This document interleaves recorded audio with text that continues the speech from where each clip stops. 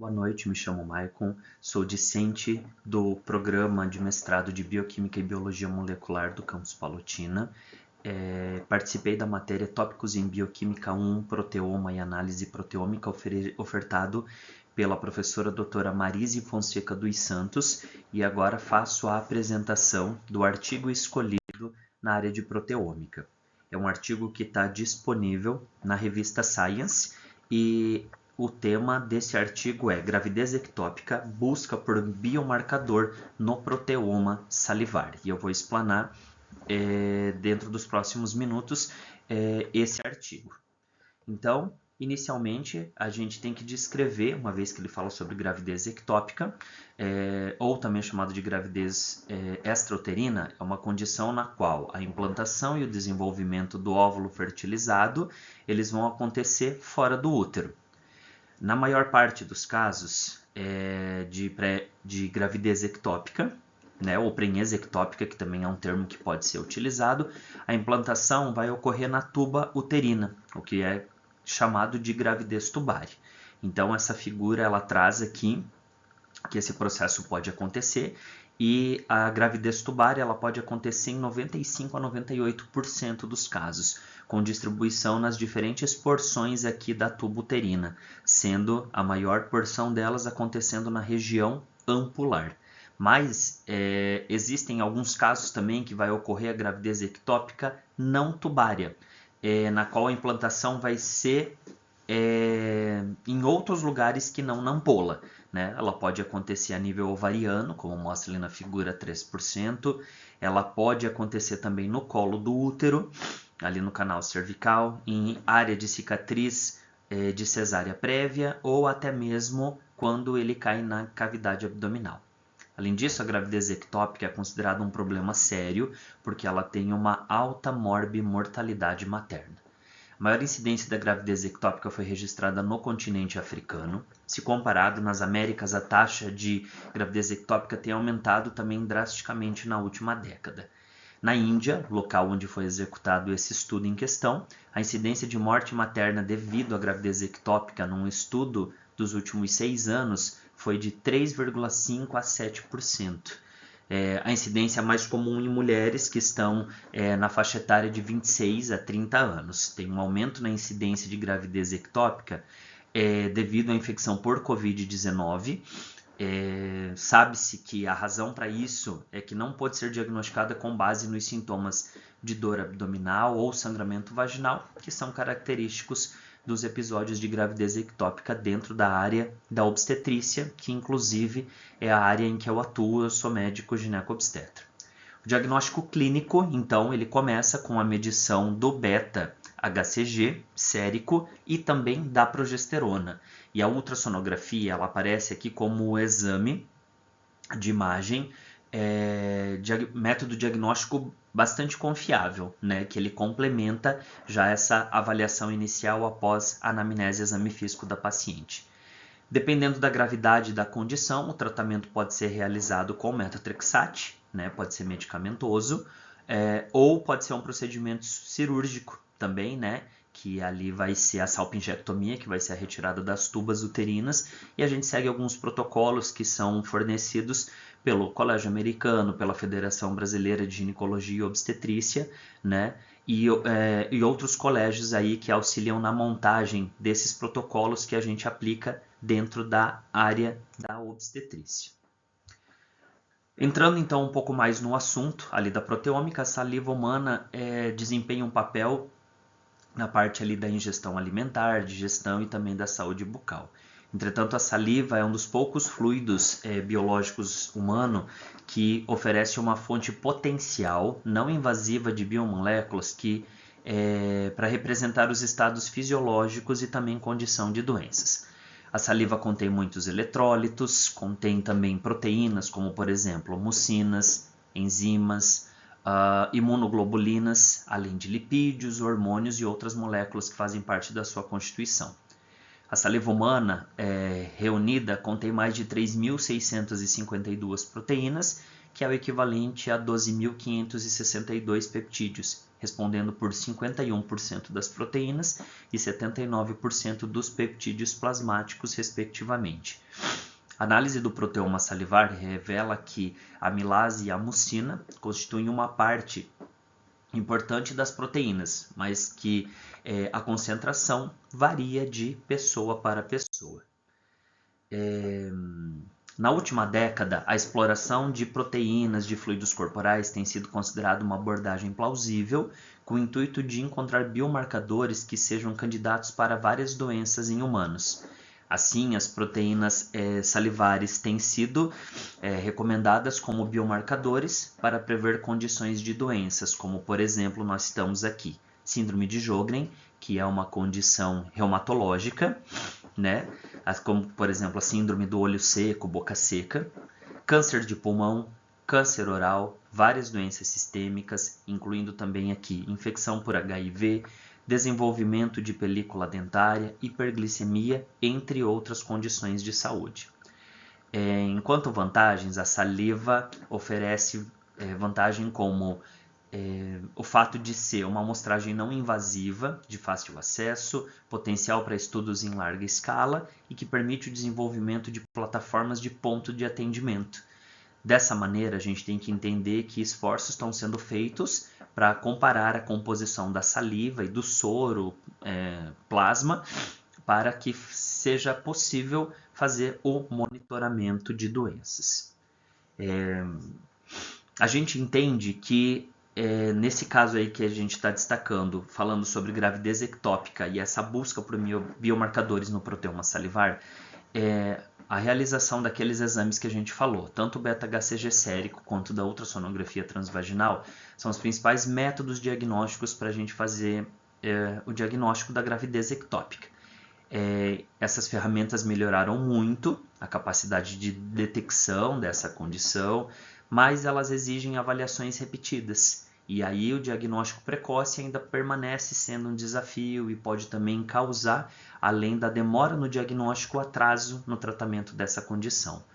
Por procedimentos invasivos, já são conhecidos vários marcadores que estão sendo estudados e usados para diagnóstico, que incluem, por exemplo, activina A, activina B, inibina A, folistatina, desintegrina A e metaloproteases, que é a ADAM, que a gente conhece, proteína plasmática A associada à gravidez, que é o PA-PPA, a glicoproteína B1, que é específica da gravidez, as interleucinas 6 e 8, fator de crescimento semelhante à placenta, fator de crescimento endotelial vascular, que é o VEGF, glicodelina, entre outros. Muitas abordagens moleculares, incluindo proteômica, foram exploradas para a descoberta de biomarcadores para gravidez ectópica, e num estudo recente, a glutationa S-transferase ômega 1, que é a GSTO1, foi identificada como um biomarcador de proteína favorável do soro. Então, da perspectiva da abordagem não invasiva, não houve nenhuma pista crítica para se identificar um biomarcador de proteína salivar para gravidez ectópica. Então, levanta-se a hipótese de que uma ou mais proteínas salivares são ou podem vir a ser potenciais marcadores não invasivos para que se faça o diagnóstico dessa condição clínica. Portanto, esse estudo tentou explorar o perfil dessas proteínas salivares durante a gravidez ectópica, adotando espectrometria de massa de proteína baseada em gel.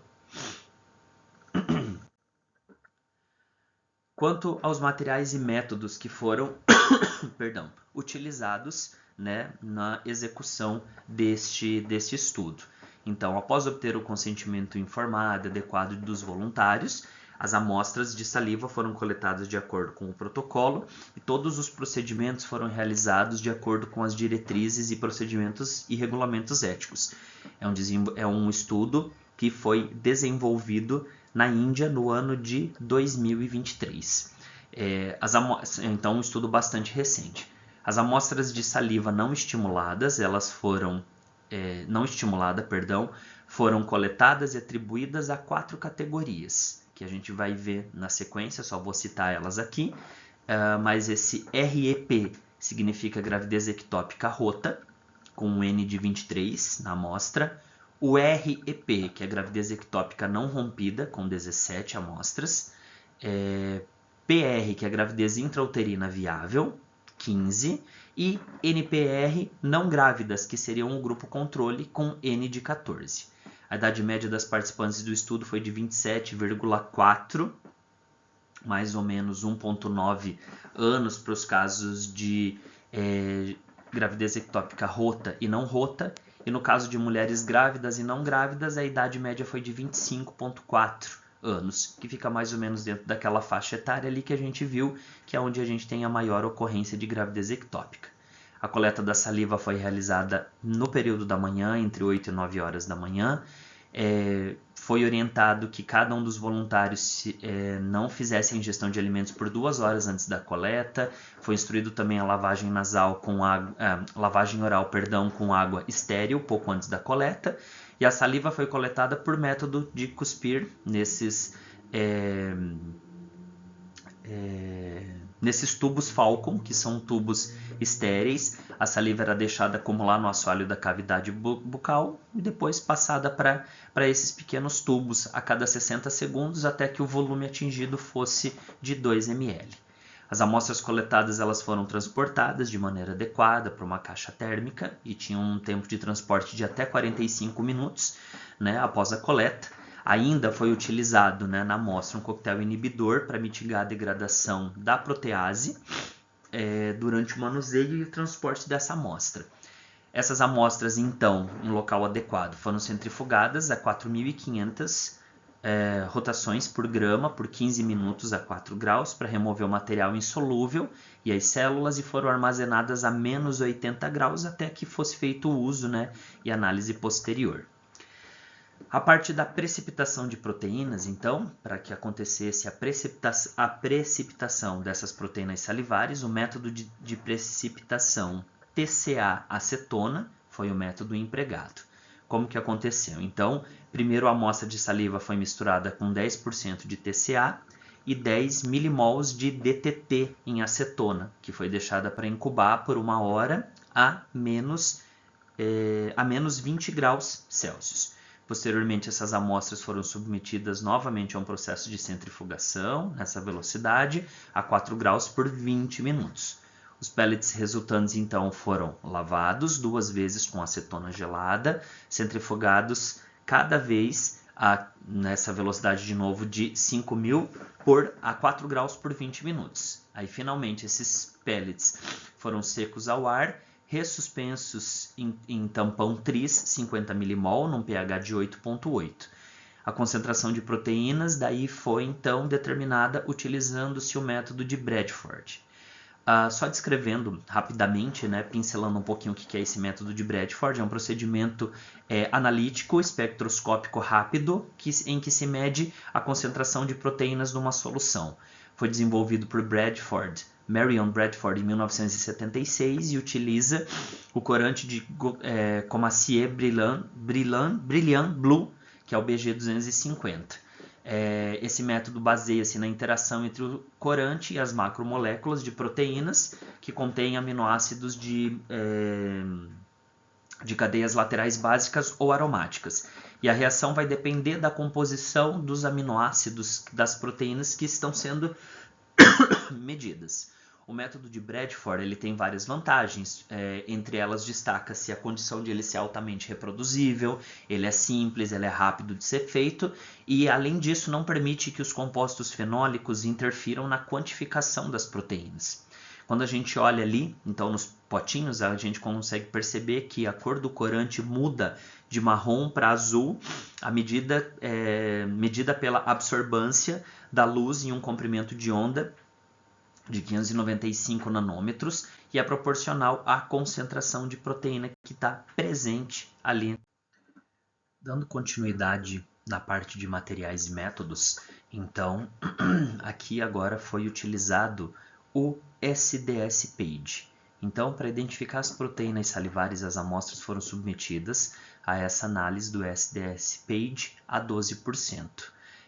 Então, trata-se de uma técnica analítica que vai fazer a separação das proteínas baseada no seu peso molecular.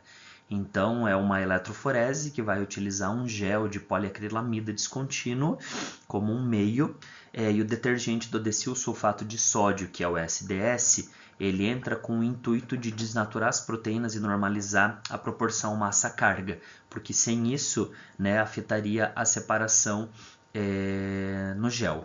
O SDS então vai se ligar às proteínas linearizadas, vai mascarar a carga negativa e durante a eletroforese as proteínas menores vão migrar de uma maneira mais rápida devido à menor resistência da matriz no gel.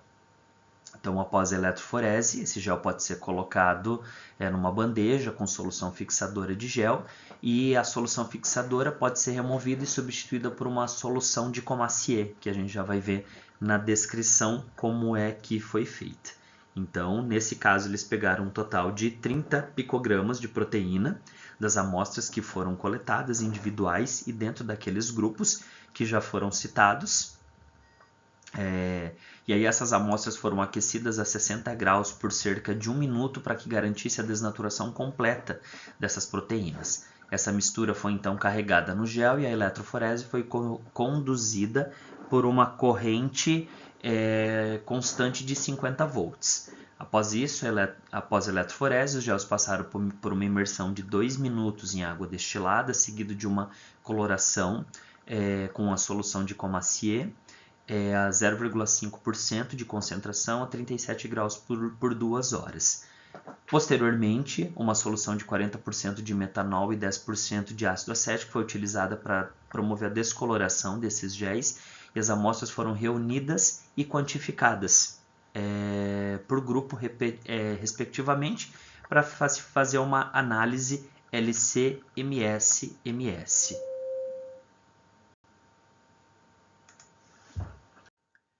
Dando continuidade aqui, então, a digestão da tripsina em gel. Então, para que a gente conseguisse fazer, para que no estudo fosse conseguido fazer a separação das proteínas em gel, as bandas de proteína foram tratadas com acetonitrila, com o intuito de fazer remoção de manchas. E em seguida, esses géis foram fatiados e submetidos a uma redução com DTT, que é o ditiotreitol, nome um pouquinho difícil, e bicarbonato de amônio. Aí a seguir, esses pedacinhos de gel foram alquilados com iodo, acetonamida, lavados e incubados com tripsina durante a noite, né? Então permaneceram ali mais algumas horas a 37 graus. Após a digestão, os peptídeos então foram extraídos usando ácido fórmico e acetonitrila. E as frações extraídas foram secas e armazenadas para então se fazer a análise LC-MS-MS a menos 20 graus. Então, o que é essa análise LC-MS-MS? Trata-se da espectrometria de massa em tandem, que é um sistema que vai utilizar 2 espectrômetros de massa em sequência, mas eles estão separados por uma câmara de colisão. Então, a amostra ela vai ser injetada, eluída e ionizada, e as etapas de ionização e separação vão ocorrer num aparelho MS, enquanto as etapas de fragmentação, separação, detecção vão ocorrer num segundo aparelho MS, ou também chamado de LC-MS2.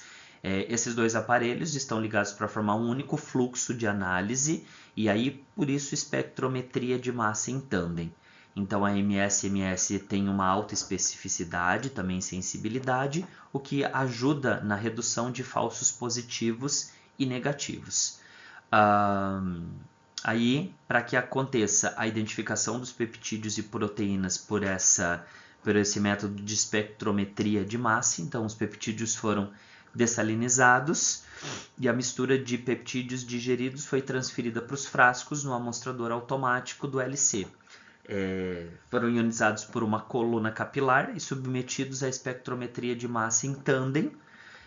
O limite de taxa de descoberta falsa foi mantido e foram analisados usando o Proteome Discoverer, né, o programa versão 2.2, para identificação de proteínas. E a busca MS-MS foi conduzida utilizando-se o mecanismo, isso agora eu vou precisar ler aqui, que é bem específico, usando o mecanismo de busca Sequest contra o NCBI, usando o banco de dados de proteína Homo sapiens. Então, os parâmetros de busca incluíram tripsina, como a protease, com uma clivagem perdida permitida. Deixa eu ver o que mais. E a janela de erro de massa do íon fragmentado foi definida como 0,2 Dalton. Sob a notação funcional, então, as proteínas foram identificadas, UniProt KB Accession, foram submetidas a análise e enriquecimento funcional usando o banco de dados. As informações abrangentes sobre a evolução das famílias dos genes foram codificadores das proteínas, função, impacto, e foram feitos por classificação no Panther. O diagrama de Venn, que a gente vai ver a seguir, ele foi criado utilizando-se ferramentas de visualização como o ProteoRE. Dentro dos resultados obtidos, então, destaque aqui para o proteoma salivar total. Então, essas proteínas foram separadas, como dito antes, eletroforeticamente, né, de vários grupos que foram submetidos à análise dessa espectrometria de massa. Num total de 326 proteínas foram identificadas em todos os grupos das amostras salivares. Dentre essas, 271, 176, 166, 145 e 119 proteínas foram identificadas dentro desses grupos de não grávidas, gravidez tópica, ou seja, intrauterina viável, gravidez ectópica não rota e gravidez ectópica rota. Explorações adicionais dessas 326 proteínas identificadas, então, especificamente 101 e 24 foram encontradas nos casos de gravidez ectópica rota e gravidez ectópica não rota, respectivamente. Além disso, 74 proteínas foram comuns a todos os 4 grupos, né? E essas proteínas que foram encontradas principalmente para gravidez ectópica rota e gravidez ectópica não rota foram listadas em tabelas que serão mostradas a seguir. Aqui, então, essa corresponde à primeira tabela, que lista aquelas 101 proteínas salivares específicas para mulheres com gravidez ectópica rota. Está um pouquinho pequeno, mas pelo link, né, que foi colocado, o acesso dói. Lá no começo é possível ter acesso a esse artigo completo e conseguir verificar com maiores detalhes essas tabelas. Já essa tabela 2, ela está listando aqui as proteínas salivares que são específicas para mulheres com gravidez ectópica não rota, né, identificadas pelo LC-MS, né, aquele processo ali de eletroforese. Na anotação funcional aqui, então, os termos UniProt-GO, que foram coletados pelas proteínas identificadas, foram submetidos então a um processo de anotação funcional, usando os bancos de dados Panther e Proteore.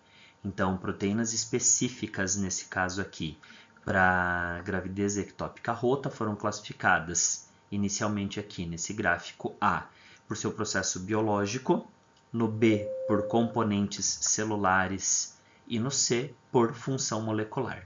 Então, com base no processo biológico, a maioria das proteínas estava relacionada ao processo celular, cerca de 23,9%, outras já envolvidas em processos metabólicos, cerca de 21%, regulação biológica, 11%, resposta a estímulos, 11,4%, e processos do sistema imune. Com base nos componentes celulares, a maioria das proteínas salivares foi atribuída à entidade anatômica celular, 57,8%, intracelular, 26,7%, e o complexo contendo proteína, 15,5%, respectivamente. E no gráfico C, de acordo com a função molecular, a maior prevalência foi em relação à atividade catalítica, 46,7%, ligação em 41,3%, seguidos por regulação da função molecular, atividade transdutora molecular, atividade reguladora de tradução e também a atividade transportadora, respectivamente.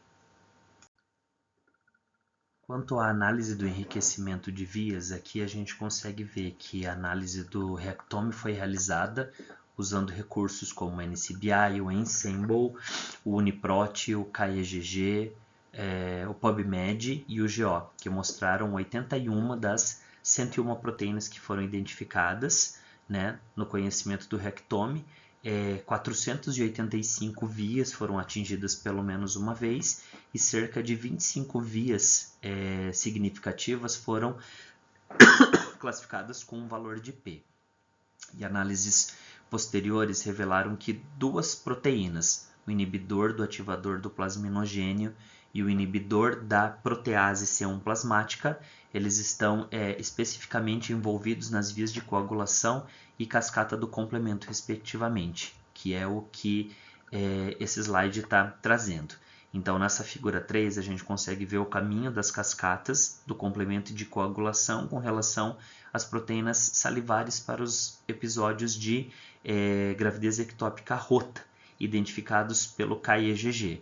Então, aqui a cor azul está indicando as proteínas que foram identificadas, né, que foram citadas ali, o inibidor do ativador do plasminogênio 2, o inibidor da protease C1 plasmática, e onde está indicado em vermelho, que ele mostra ali outra parte que faz via do complemento. Ainda nos resultados, na interação proteína-proteína, a rede de interação, né, foi construída, recuperando a string, e os resultados mostraram que 87 proteínas estavam em conexão com outras proteínas, o que levou, né, nesse emaranhado que a gente consegue ver, a 204 relacionamentos pareados em pontuação de interação média, indicando uma confiança moderada nessas interações proteína-proteína detectadas. Além disso, de todas essas proteínas relacionadas, há 102 relacionamentos em pontuação de interação alta, que também fazem parte dos pares de pontuação que foram calculados com base nos dados coletados, né, de programas de computação experimental, né, e estabelecido um valor de confiança. Dentre as proteínas que aparecem, né, nesse diagrama, a QSOX1, a X3L1, a XT1, a CTSZ, MMP8, PGM1, GSTO1, a FN1 e a LTA4, essas 9, são as que mostram as mais fortes interações entre si e também com outras proteínas da rede, que vai ser já o destaque para discussão final. Já estamos quase terminando. Então, fazendo parte aqui da discussão, então, esse estudo ele identificou inúmeras proteínas imunológicas e não imunológicas detectadas na saliva de mulheres representando diferentes condições, né, que foram separadas naqueles grupos que foram colocados previamente. Então, de gravidez ectópica rota, gravidez ectópica não rota, gravidez normal e um outro grupo das mulheres não grávidas que correspondiam ao grupo controle. Então, especificamente, quando falamos de saliva de mulheres com gravidez ectópica rota, contém muitas proteínas defensivas que fazem a gente pensar na compreensão dos mecanismos de defesa que podem ser mediados pela saliva durante a gravidez ectópica.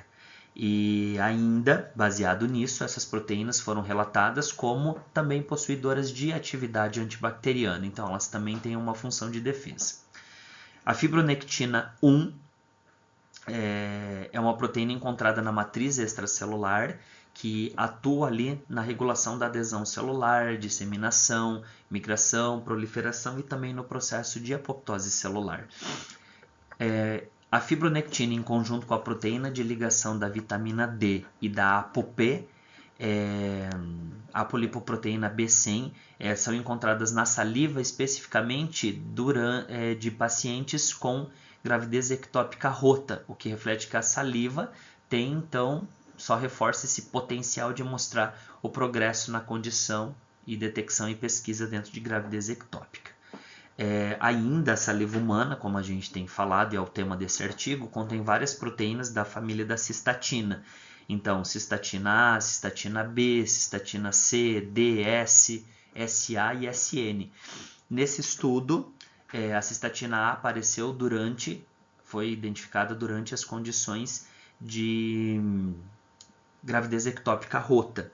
e várias proteínas, como a glicoproteína ácida alfa 1,2 e o complemento C4b e novamente a proteína de ligação à vitamina D, foram identificadas no fluido folicular humano. E essas proteínas estão presentes na saliva de mulheres também, especificamente em condições de de gravidez ectópica rota e completamente ausentes nas pacientes com gestação normal ou não grávidas, né? Então, podendo ser também aí alguns outros fatores que possam vir a ser pesquisados.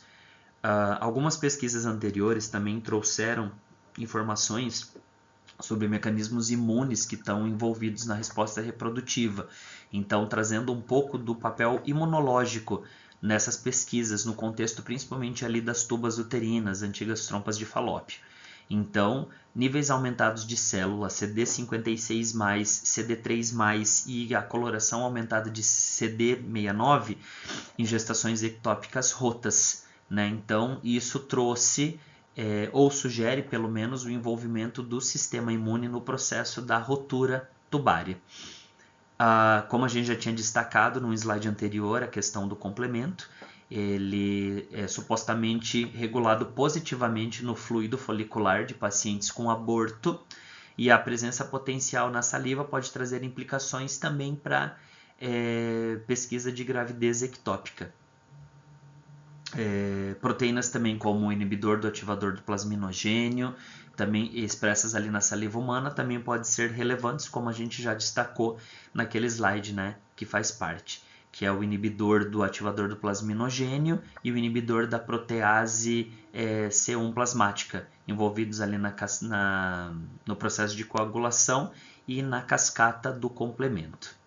Especificamente um pouquinho mais agora sobre a GSTO1, que é a glutationa S-transferase ômega 1, a gente já tinha comentado sobre ela antes, mas o comentário é que ela está relacionada à restrição do crescimento intrauterino fetal, que é uma condição, né, que aparece aí durante o pré-natal, a gestação, e essa glutationa foi identificada como um biomarcador, talvez com um maior potencial em estudo da proteômica, para avaliar a gravidez ectópica, usando amostras de soro.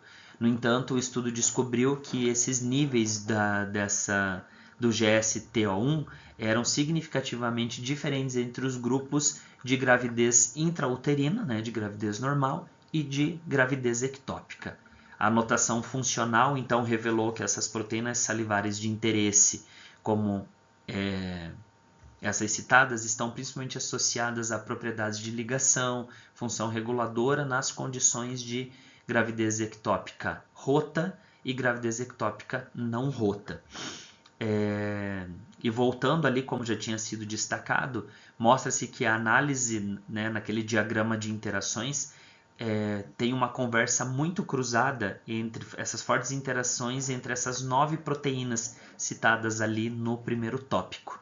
Né? Essas interações têm um papel muito significativo, né? E os relatórios estão tentando fazer uma associação do aparecimento e da ligação dessas 9 proteínas na identificação de quadros associados à gravidez ectópica, rota principalmente. Então, considerando outros fluidos corporais, a saliva então aparece como uma potencial fonte de proteínas biomarcadoras. Esse daqui, como eles descrevem no próprio texto, é considerado o primeiro estudo proteômico baseado em espectrometria de massa de saliva, que explora as proteínas salivares com foco na condição de gravidez ectópica.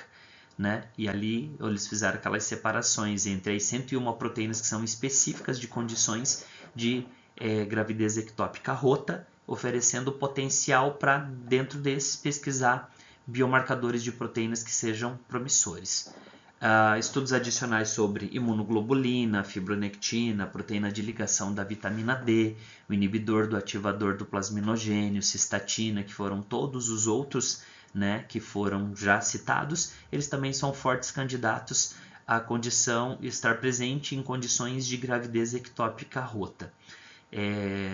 Além disso, a anotação funcional dessas proteínas salivares, ela indica que essas proteínas de interesse são principalmente proteínas extracelulares que participam de funções regulatórias durante as condições de gravidez ectópica rota e também não rota.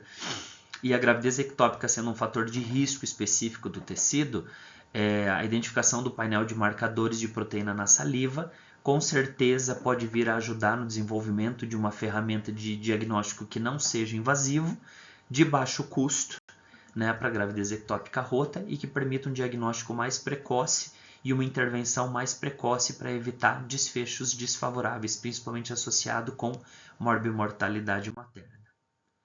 E seria isso, acabei me estendendo um pouco, mas quis detalhar um pouco mais, tentando descrever as técnicas, e finalizo aqui a apresentação. Obrigado.